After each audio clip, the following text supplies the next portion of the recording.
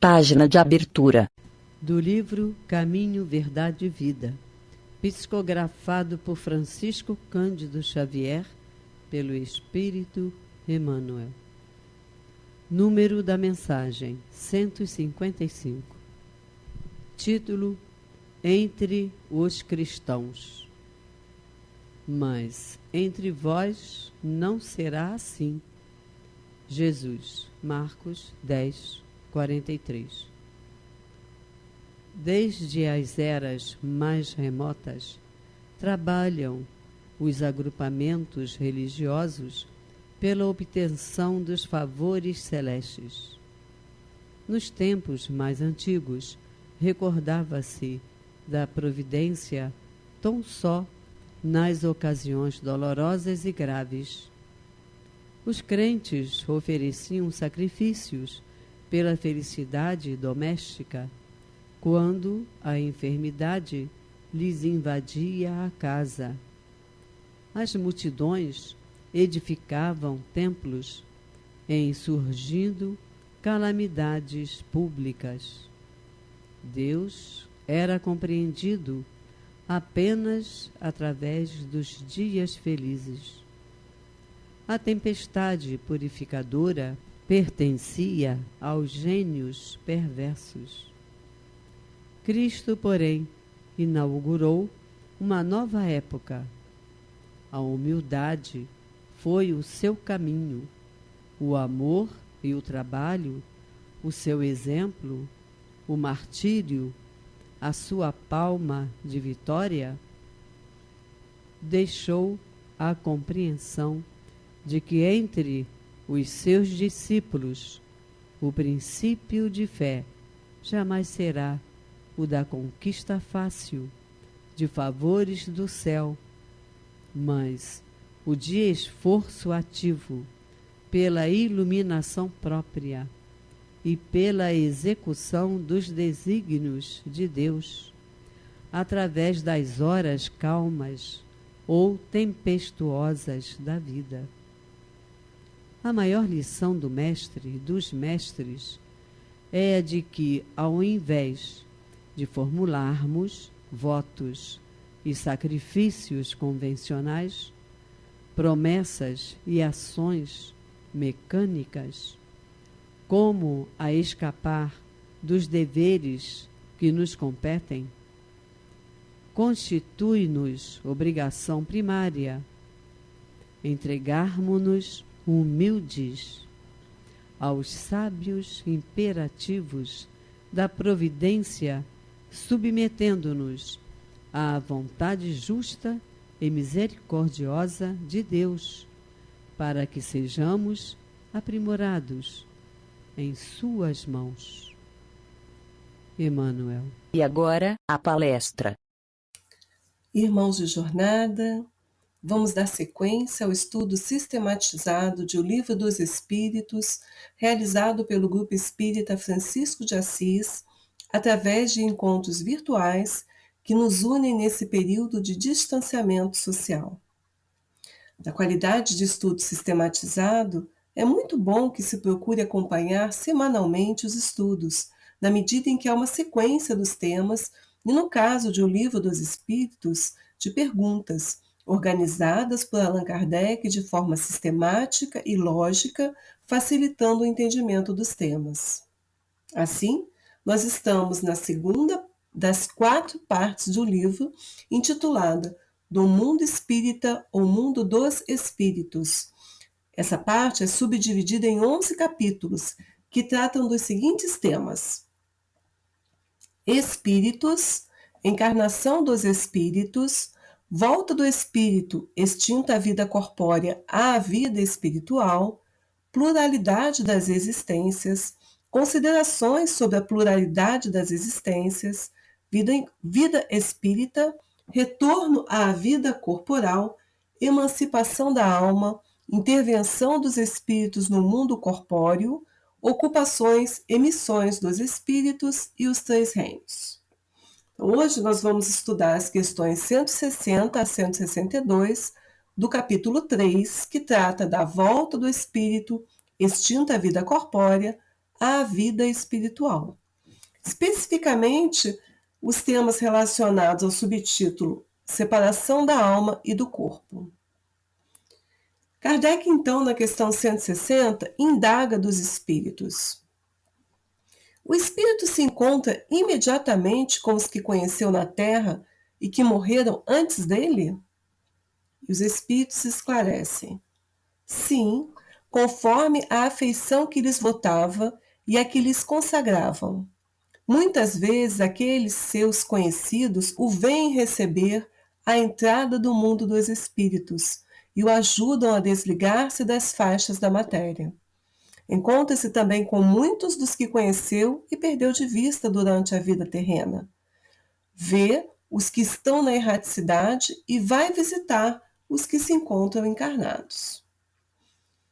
Então, relacionado a esse tema também, no mesmo Livro dos Espíritos, a questão 289 trata das relações do além-túmulo. E Kardec pergunta: nossos parentes e amigos costumam vir-nos ao encontro quando deixamos a Terra? E os espíritos respondem: sim, os espíritos vão ao encontro da alma a quem são afeiçoados. Felicitam-na como se regressasse de uma viagem, escapando aos perigos da estrada, e ajudam-na a desprender-se dos liames corporais. É uma graça concedida aos espíritos bons, o que lhes virem ao encontro os que os amam, ao passo que aquele que se acha maculado permanece em isolamento, ou só tem a rodeá-lo os que lhes são semelhantes. É uma punição. Né? Quer dizer, é importante nós, quando desencarnamos, é a lei natural da vida, né? Em algum momento a gente vai desencarnar, como a gente já desencarnou antes, em outras existências. É importante que a gente esteja preparado para esse momento, né? É importante que a gente procure fazer sempre o nosso melhor, porque nós não sabemos exatamente quando vamos partir, né? Isso faz parte da bondade infinita de Deus. Então, precisamos, estando no caminho, fazer sempre o nosso melhor, manter-nos sempre da melhor forma que pudermos, para quando isso se der, nós estejamos preparados, né? Na nossa medida, no nosso possível, mas preparados, né? Possamos aceitar isso com fé em Deus, né? Com segurança de que estamos o tempo todo amparados por Ele. E assim, nós lá encontraremos as pessoas que amamos, né? Porque nós continuamos, ao desencarnar, sendo os mesmos espíritos, né? Nós não evoluímos só porque desencarnamos, mas nós temos os nossos entes queridos, aqueles que nos querem bem, aqueles que nos ajudam, aqueles que desejam a nossa melhora, o nosso progresso, e que vão nos encontrar, sim, quando nós desencarnarmos, né? Desde que a gente consiga fazê-lo de uma forma natural, né? Que a gente não busque exterminar a nossa vida, que a gente procure ter uma vida dentro da nossa medida, fazendo o nosso melhor, né? Que a gente procure não cultivar ódio, rancor, egoísmo, enfim, vaidade, extremo apego às coisas da matéria, que a gente lembre que nós somos espíritos. Então, o apego extremado às coisas materiais, tanto as coisas, os bens materiais, como carro, casa, dinheiro, trabalho, enfim, posição social, assim como as pessoas também, né? A gente ser muito apegado no sentido de não querer deixar, de não aceitar no momento do desencarne esse afastamento físico, né, de quem amamos, como familiares, filhos, pais, cônjuges, enfim, isso tudo causa uma perturbação maior para o espírito, que é importante que esteja livre desses apegos materiais, para que possa, então, seguir a sua jornada recebendo lá sendo recebido do outro lado da vida por aqueles espíritos amigos, né, que o esperam. De outra sorte, como falou aqui, se ele estiver envolvido no rancor, envolvido em sentimentos ruins, possivelmente ele não conseguirá nem ver os espíritos amigos que o rodeiam, né? Dado estar voltado o seu pensamento para coisas ruins. Sobre esse tema ainda, no livro intitulado O que é o Espiritismo, capítulo 3º, que trata do homem depois da morte, na questão 153, Kardec pergunta, é similar ao livro dos Espíritos, né? Kardec pergunta, encontra a alma no mundo dos espíritos os parentes que ali a precederam? E os espíritos respondem, não só os encontra, como também há muitos outros, seus conhecidos de outras existências.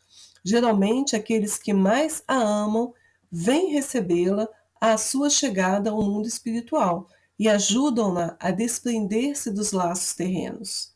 Entretanto, a privação de ver as almas mais caras, mais queridas, é muitas vezes punição para os culpados. No livro O Céu e o Inferno, ou Justiça Divina segundo o Espiritismo, na segunda parte, intitulada Exemplos, capítulo 2, há o relato de um espírito feliz, um médico russo que exerceu a medicina em Moscou, tão distinto por suas eminentes qualidades morais quanto por seu saber, que relata esse momento de retorno à pátria espiritual. Bem interessante quem puder ler, né, essa experiência trazida o livro O Céu e o Inferno.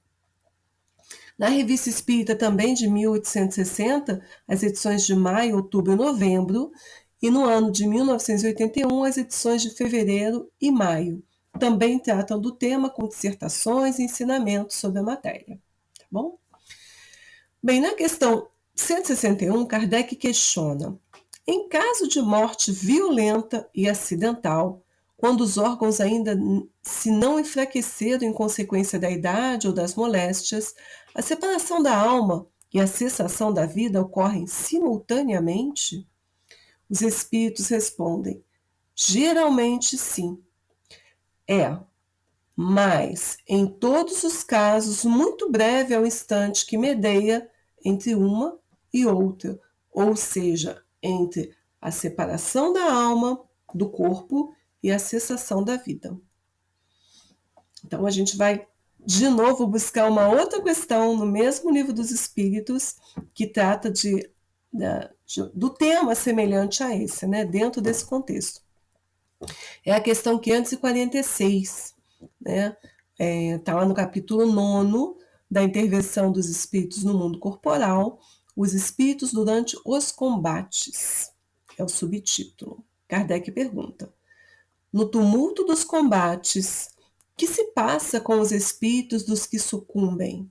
Continuam após a morte a interessar-se pela batalha?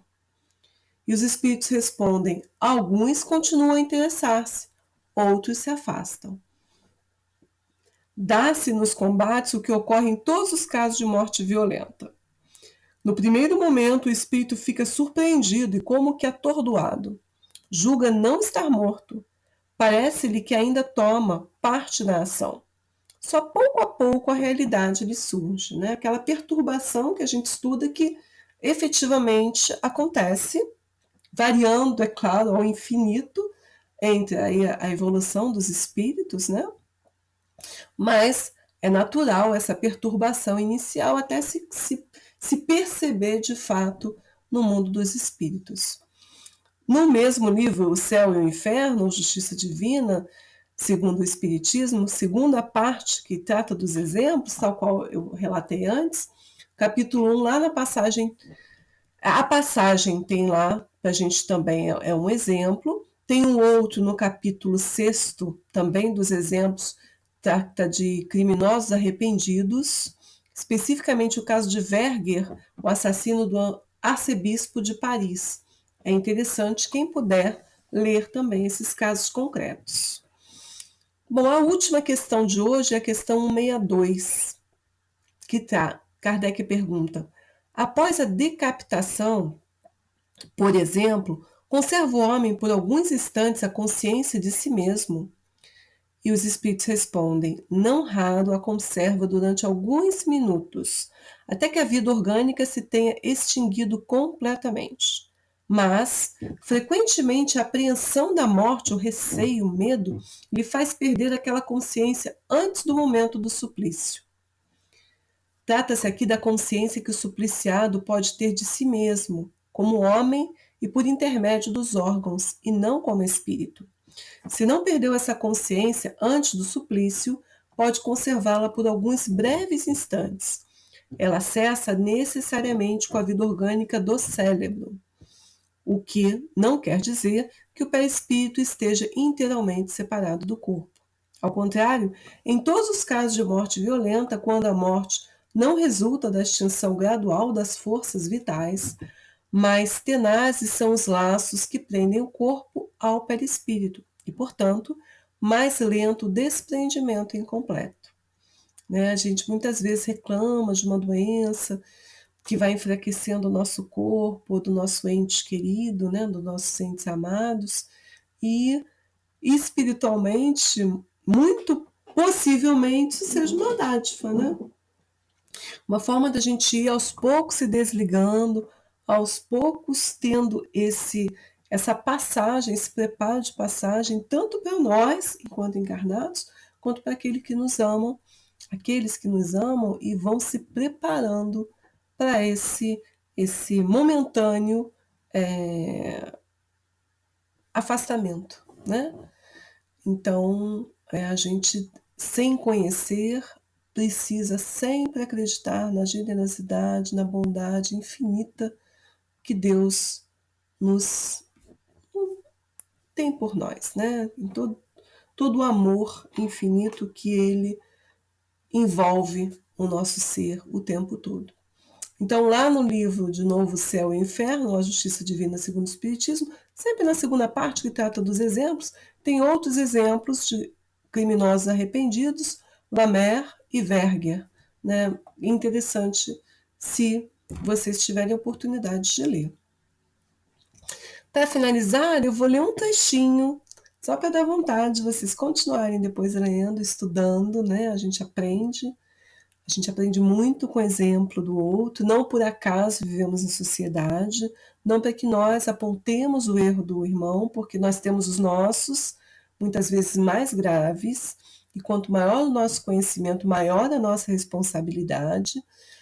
Enfim, mas o estudo nos ajuda na consolação, no entendimento das razões, dos porquês, na nossa utilização do livre-arbítrio, na consequência da má utilização dele, enfim, e nas oportunidades infinitas que Deus nos concede a todo instante de nos melhorar, de nos aproximar do Pai, do bem e da felicidade por consequência.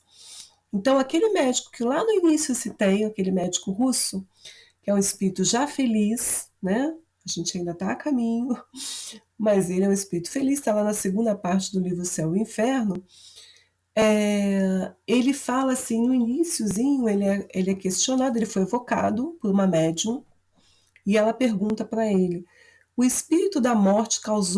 pensamento da morte, causou-vos terror, Que é um sentimento que muitas pessoas têm, o receio da morte, medo do que vai acontecer, se vai sofrer, para onde vai, enfim.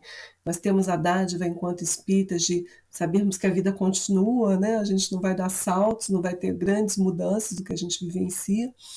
Mas ele responde assim, não, eu tinha demasiada fé em Deus para isso. Olha que exemplo bonito de fé, Quando a gente tem uma fé, ainda que seja aquela do grãozinho de mostarda, como Jesus nos ensinava, ela pode nos trazer uma tranquilidade, uma serenidade daqueles que sabem que Deus não nos desampara, Que não cai uma folha de árvore sem que Deus permita. E aí ele continua, a médium pergunta, a separação foi dolorosa? Ele responde, não. O que chamais o último momento não é nada. Não senti senão um estalido muito curto, e logo depois fiquei muito feliz por estar desembaraçado de minha miserável carcaça. Porque nós estamos na Terra, que é um mundo ainda de provas e expiações, ainda sem chegar na regeneração, ainda nessa transição, que depende da mudança da maioria dos habitantes do planeta. Então, nós, por estarmos no planeta ainda de provas e expiações, a dor, o sofrimento, infelizmente, é algo que acontece cotidianamente, né? Se não conosco, ao nosso redor, a gente tem conhecimento em todo, por conta da internet, por conta das facilidades da tecnologia de hoje, de verificar dificuldades em todo o mundo, né? Então, o se desenlaçar desse planeta ainda de provas e expiações, nesse momento, o nosso corpo com tantas dificuldades ainda, para um espírito feliz é um alívio, né? Para um espírito com um pouco mais de entendimento, que procurou fazer as coisas da melhor forma, pode ser de fato um alívio. Então, esse é o testemunho dele, né? E ela pergunta: e o que aconteceu então? Aí ele diz: tive a felicidade de ver uma quantidade de amigos vir ao meu encontro e me desejar boas-vindas, especialmente aqueles que tive a satisfação de ajudar.